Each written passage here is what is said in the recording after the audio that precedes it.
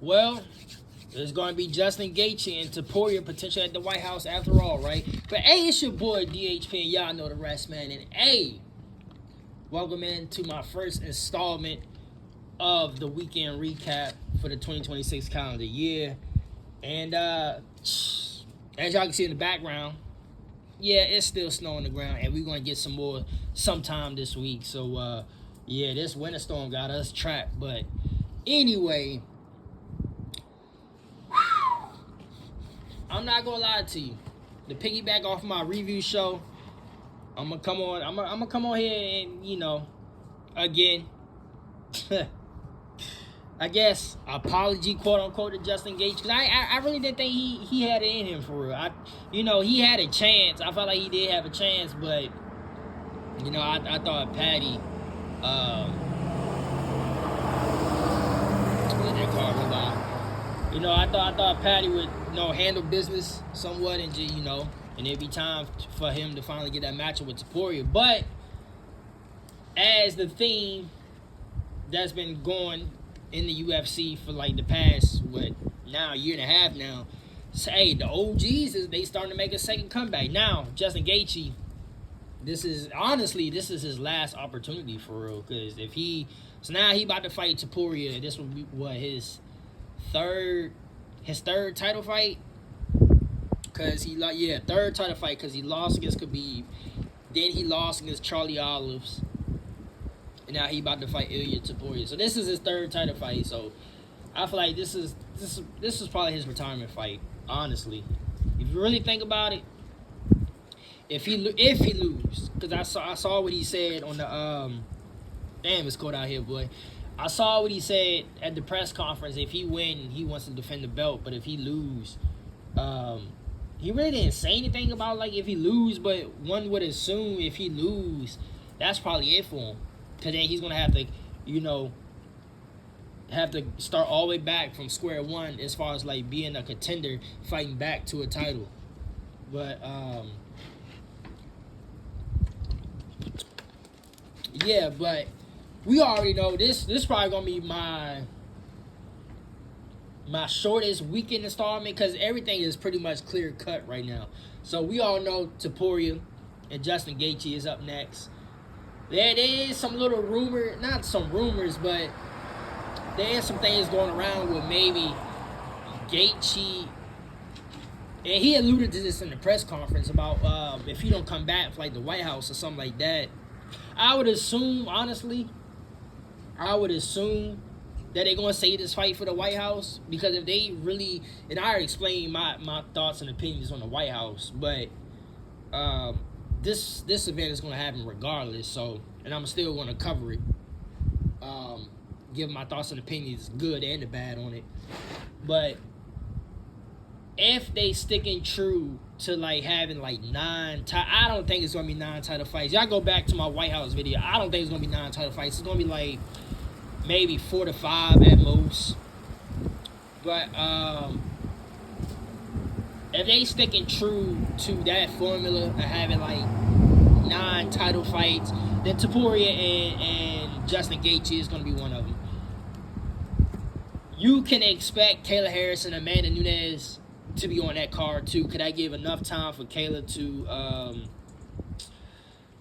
so it's in June, right? So Kayla went in for surgery, whatever. So January now, February, March, April, May, June. So we got about 5 to 6 months for Kayla to recover. I would assume Kayla would be good. Would be shoot her timeline recovery would be good for the White House, and then she can still get a good fight camp going. So I'm gonna just put Kayla Harrison and Amanda Nunes on the White House card, but Gaethje and Topuria definitely is gonna be on there at this point. I wouldn't see that type of fight, for especially under the circumstance. That fight is gonna be in for the undisputed lightweight title. They definitely gonna say that for the White House card. So yeah, but piggybacking, but backpedaling a little bit to what I was getting ready to say, there was some things floating around about Islam and Taporia, but I think I'm not gonna lie to you to foreshadow into the future. I think they gonna save that, bearing anything, with them two losing and shit like that on some hypothetical matchup shit. Ilya gets through Justin Gaethje at the White House. Islam probably gonna fight before the White House. I would assume. Well, no, because Ramadan is a little early, so I would assume Islam gonna be after the White House. Depending on if Islam beats Marty Usman, that's what it seemed like it's heading towards. It's heading towards Marty Usman. Islam beats Marty Usman. Ilya beats Gaethje at the White House. Ilya and Islam at Madison Square Garden. But yeah, Gaethje and Taporia, they gonna run it at the White House, and that fight is gonna be very, very interesting. Very interesting. Obviously, y'all know we won't get deep into the analysis until we get there, but I'll tell you right now, off the rip, if Gaethje beats, if Gaethje fights Ilya the way he fought Paddy, it is not going to be good for Gaethje. Justin Gaethje is going to get ran through faster than Ilya did Charlie Olives. Because you can fight a little aggressive towards Ilya, but Ilya is too boxing savvy for a nigga to just be like straight up aggressive against him. And the crazy thing is, like with Ilya, it's kind of catch-22 because you kind of have to be aggressive against Ilya, but Ilya is there's something about Ilya that's just mind-boggling because he's so damn savvy with his octagon IQ where he used that shit against you. And then if you let him dictate where the fight's gonna go, you stay on the back foot, he's definitely gonna pick you apart. So it's kind of like in Ilya's words, because I see his tweet to Paddy and Justin Gaethje. In Ilya's words, you pretty much is screwed against him. Like the only way you probably gonna beat Ilya is if you have to grapple the fuck out of him. Like you real life gotta be like on some Khabib and Khamzat shit where you just shooting in relentlessly. You can't stand there and trade with him. You can't even mix it up like stand there with him and then try to mix in the takedowns and shit. Because the more and longer time you stand up with him, it's raps. So Gaethje, he's gonna have to chillax with his aggression against Taporia. But yeah, and I seen Dana. Dana was fucking pissed. This nigga Dana was pissed wrapping that belt around Gaethje because he know the plans of him and Paddy is kind of fucked. Because realistically, and Justin, he even said it himself, Paddy and Ilya is going to make more money than Ilya and Justin. Now, I think what's holding weight with Ilya and Justin is because Ilya and Justin is about to be one hell of a fight. It's going to be one hell of a bar burner. But with Paddy and Ilya, it's going to be one hell of a fight with the trash talking because there's real beef with Ilya and Paddy. So you're going to get the entertainment trash talking build up with Ilya along with the fight. As Justin Gaethje put it, Justin ain't really got no real personality to trash talk a nigga. So it's kind of like really the stylistic matchup and fighting style is going to sell the fight, which is going to do numbers regardless. I mean, Ilya, when you got a nigga like Justin Gaethje and then you got a rising emerging star in Ilya Taporia, the shit is going to pull off numbers anyway because how they fight. But I know Ilya and Paddy, and I've seen other comments of fans, Ilya and Paddy is definitely could bring in like Conor McGregor, Khabib type numbers. Where when it's all said and done, Ilya and Paddy is going to be on that top 5 list with the most pay-per-view buying gates, or ticket gates or whatever. But yeah, y'all get ready. Taporia, Justin Gaethje at the White House. Now, on to my boy Sugar Sean. It could go a little bit. It could go a couple ways with Sugar Sean because if Patreon and I alluded to this in the preview. I mean not the preview, the review show. Merab and Patreon, the trilogy is. It looks like it's gonna be it's on the go. Like it's a green light. So Patreon and Merab they're gonna do the trilogy. So that what that leaves with Sugar Sean. Do Sugar Sean get the automatic rematch? To be quite honest, however you look at it, it's going to be a rematch with somebody. It's going to be a rematch with somebody, especially if Merab wins the belt back. But I will say this: if Merab to I'm gonna head back to Sugar Sean in a minute, but if Merab beats Patreon in the trilogy, depending on how the fight can go, bantamweight is going to be. I can tell you right now, the way shit going at bantamweight, unless niggas like Peyton Talbot keep progressing, bantamweight for another good while is just going to be those four: Sugar Sean, Umar, Patreon, and Merab. Cory Sandhagen still might pop his head here and there. Like, you can't forget about Cory Sandhagen. But it's really come down to the other niggas in the division.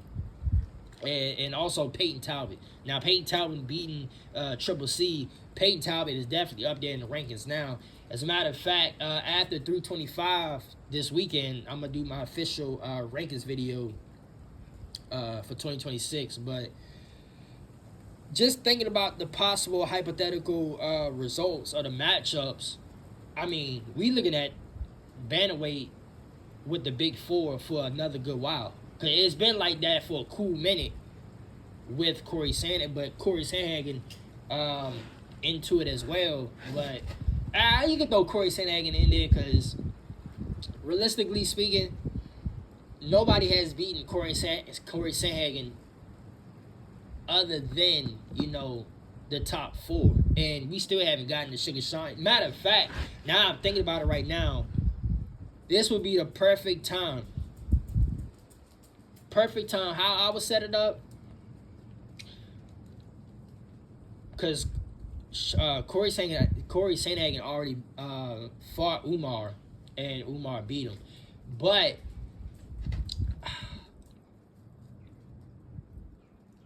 this is how I would set it up, because I know what they going at, because Umar didn't really have an impressive performance. Sugar Sean didn't have all that impressive performance either. Like, to be quite honest, they both fought to win the fight. It wasn't really, neither one had an impressive performance to me. But how they going to do it?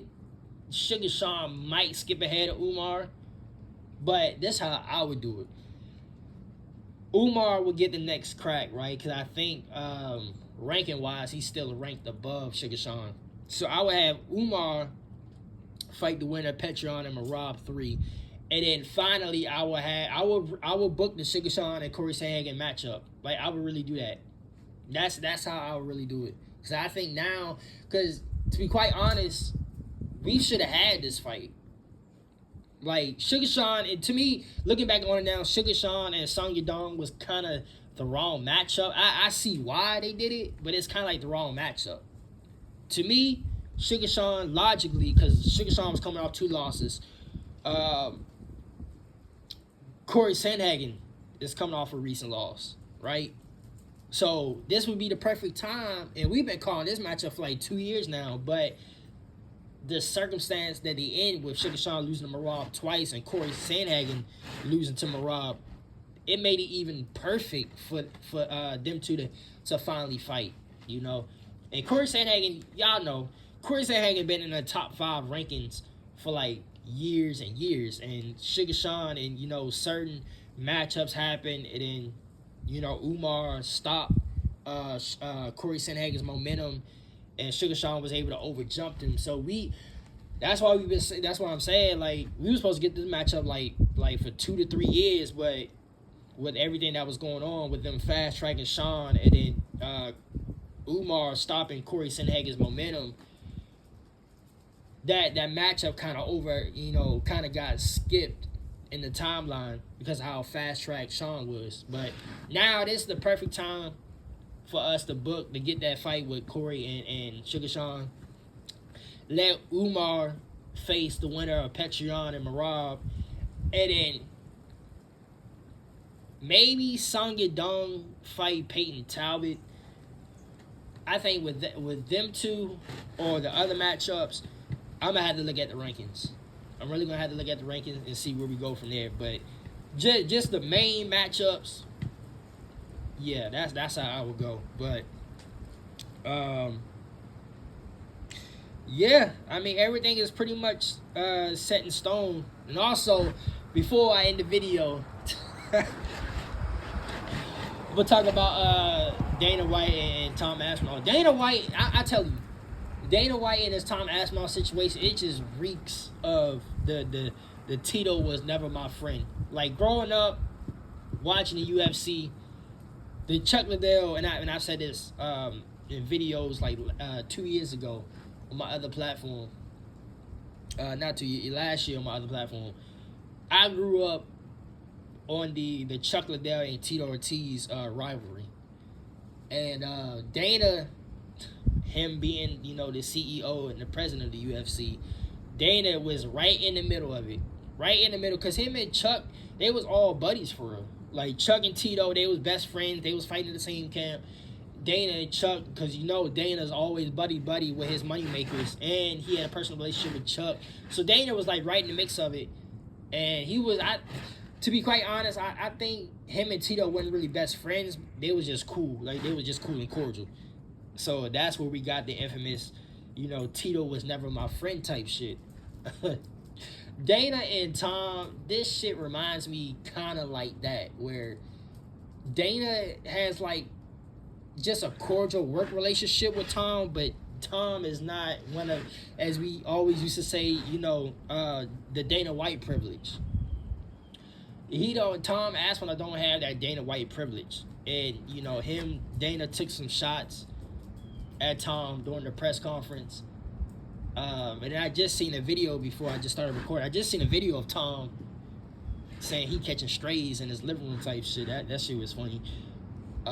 This whole situation with Tom and Dana, it's like it reeks of Tito was never my friend type shit. But Dana do got a point though. Objectively, Dana do got a point, because Waldo, and I'm glad, and this is why I said on the review, I'm glad Waldo Costa beat Delu, because now we getting some new blood into the heavyweight division, and we're gonna start progressing. Heavyweight is gonna start progressing in the right direction as far as like a mixed balance. At least I hope. But with a nigga like Waldo, who's a freshie, we can say, this is good. Now we gotta get the heavyweight going as far as like the title situation. So, do they want to run it? I mean, at this point, run an interim. I think at this point in time, this would be the perfect time to actually run an interim, which is, y'all know how I feel about interim shots, because it seems like they giving out interim shots like it's fucking candy. But situation like this would be perfect for an interim shot. I don't understand, like, going back to Gaethje and Patty should not have been for the interim belt. This should have been just a 5-round title eliminator fight, title contendership fight. Because Ilya, it ain't like Ilya was going to be gone for like the whole year type shit. Ilya, he just going through some personal shit with his legal case, and he's going to be back during the springtime, if not early summer. Tom got an injury, whether y'all think it's legit or fake. He has an injury, and he's going in for multiple surgeries, and there's no timetable for his actual return. And on top of that, you still got to get a good lengthy 3 to 4 month fight camp in, or at least a 2 to 4 month lengthy fight camp in. So it's kind of like, this is the perfect time for an actual interim shot because there's uncertainty of when Tom's supposed to come back. So I would say just run the interim shot. Run the interim title fight with Cyril gone, and maybe throw Waldo in there. But yeah, that's pretty much it. That's pretty much it for real for this week. Not too much went down. I already, I didn't really address it, but I made a couple posts on my story about the John Jones and Alex Pereira situation. It seems like they... Oh, shit. My phone about to die. I don't understand how. But it seems like they verbally agreeing to fight. So it looks like we about to get that fight. But other than that, UFC is back. And we got a lot of fights coming through the pipeline now that UFC is back off that 6-week hiatus. So, yeah, man. Until my next video, I'll go ahead and skedaddle, man.